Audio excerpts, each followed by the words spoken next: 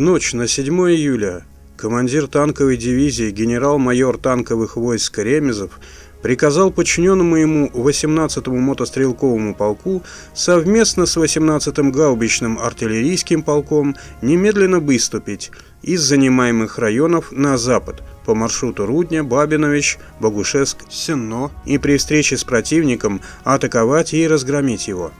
18-й мотострелковый полк начал движение около часу ночи. Его командир, полковник Гладков, в составе группы командирской разведки вместе с командиром дивизии и командиром 18-го гаубичного артполка Брюховым следовал в главе колонны главных сил. На рассвете генерал Ремезов получил донесение о том, что передовой отряд соединения на восточной окраине города Сенно натолкнулся на противника и, пытаясь сбить его с занимаемых позиций, завязал ожесточенный бой. Главные силы дивизии в это время прошли город Богушевск и находились в нескольких километрах западнее его. Командир дивизии решил подкрепить передовой отряд 2-м и 3-м батальонами 18-го мотострелкового полка, 1-м и 2-м дивизионами 18-го гаубичного артполка. Получив приказание, батальоны и дивизионы устремились вперед. На следующий день, перед восходом солнца, они уже были на месте. Командир гаубичного артполка, выбравший себе наблюдательный пункт на безымянной высоте восточнее Сенно, хорошо видел, как батальоны сходу атаковали фашистов, засевших в окопах и окраинных зданиях города. Гитлеровцы вели сильный огонь и из пулеметов и минометов. Особенно нашим пехотинцам досаждала минометная батарея, расположенная позади белого двухэтажного дома, возвышавшегося в центре города. Стрелки залегли. Атака захлебнулась. В этот момент вступила в бой артиллерия. Батареи уже стояли на огневых позициях, а их командиры заняли наблюдательные пункты. Массированный огонь наших 152 миллиметровых гаубиц-пушек обрушился на немцев. Мощные разрывы накрыли расположение вражеских минометчиков. Это стреляла первая батарея, которой командовал старший лейтенант Тугарев. Пехота снова поднялась в атаку и вскоре освободила восточную половину города.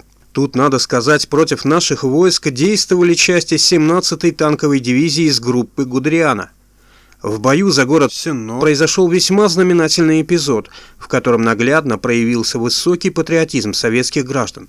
Под вечер на НП командира гаубичного артполка Брюхова пришел местный житель, мужчина лет 50, высокий, с начинающей сидеть бородой.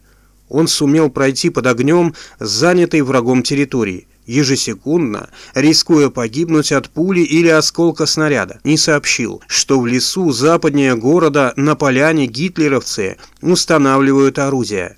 Видимо, он когда-то был солдатом, потому что на карте быстро нашел поляну и указал, где оборудуются вражеские огневые позиции. Через полчаса гаубичные дивизионы старшего лейтенанта Шаренкова и капитана Скверчинского произвели 5-минутный огневой налет по гитлеровским батареям. Когда дивизия полностью освободила город Сенно, стало известно, что артиллеристы очень удачно накрыли вражеский дивизион, разбили несколько орудий и тягачей. И как все это важно было для нас в те суровые дни. Вспоминается еще один эпизод той поры, который убедительно говорит о таком ценном качестве наших артиллерийских командиров, как военная хитрость. Почти весь день 7 июля над расположением советских войск летал самолет-разведчик, который за своеобразную форму крыльев и пилотской кабины солдаты прозвали «Горбылем». Артиллеристы, конечно, поняли, что он фотографирует боевые порядки, и знали, что вслед за этим последует налет бомбардировщиков или удар вражеской артиллерии. Они решили перехитрить фашистов. Вечером все наши батареи ушли на другие позиции, а на прежних оставили маскировочные сети и ящики из-под снарядов. В 8 часов вечера следующего дня действительно появились 18 пикирующих Ю-87. Не делая обычного полукруга, они сбросили бомбы на ложные позиции батареи. Надо было видеть наших солдат, торжествовавших над тем, как немецкие летчики усердно бомбили пустые места. Впоследствии советские артиллеристы не один раз успешно использовали подобный прием. Бои за город Сенно запомнились мне и еще одним фактом, имевшим важные последствия в борьбе нашей артиллерии с фашистскими танками. Как я уже говорил, на боевые качества своих танков немецкий генералитет и сам Гитлер возлагал огромные надежды. Мы в предвоенное время, конечно, знали об этом. Многие командиры слышали о книге немецкого генерала Гудериана «Внимание, танки», теоретические положения которой проверялись фашистами в войне против Польши и Франции. Однако почему-то считалось, а в наставлении по стрельбе об этом говорилось, что успешно поражать бронированные цели способна только противотанковая артиллерия. Жизнь опровергала эти убеждения. Утром 10 июля в районе артиллерийских позиций послышалась частая стрельба танковых пушек и глухие выстрелы гаубиц. Что такое?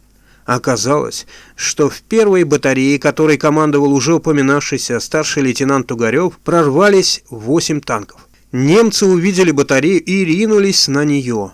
Но было поздно. Расчеты успели развернуть свои орудия навстречу бронированным машинам и открыли по ним прицельный огонь. Разрыв 152 миллиметрового снаряда около танка опрокидывал его. О результатах прямого попадания даже говорить нечего. 3 уцелевшие вражеские машины поспешно покинули поле боя, а опыт применения тяжелых орудий в борьбе с танками, полученный на нашем и других фронтах, в скором времени лег в основу специальной инструкции.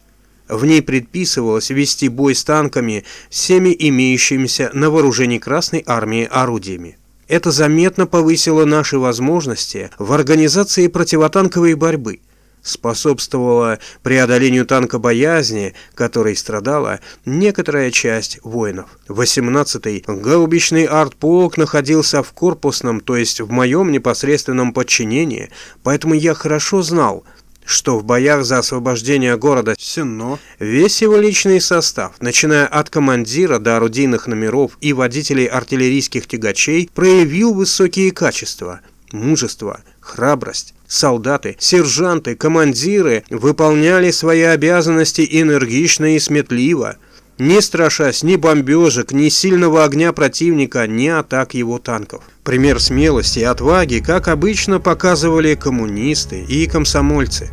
Заместитель командира полка по политчасти, батальонный комиссар Емельяненко, помимо своей непосредственной работы, обеспечил бесперебойный подвоз боеприпасов на огневые позиции. Заботился об организации своевременного питания личного состава, находился на самых трудных и ответственных участках боя. Отличился смелостью и инициативными действиями командир 2-го дивизиона капитан Скворчинский. К сожалению, несколько дней спустя он был тяжело ранен и умер в медсанбате.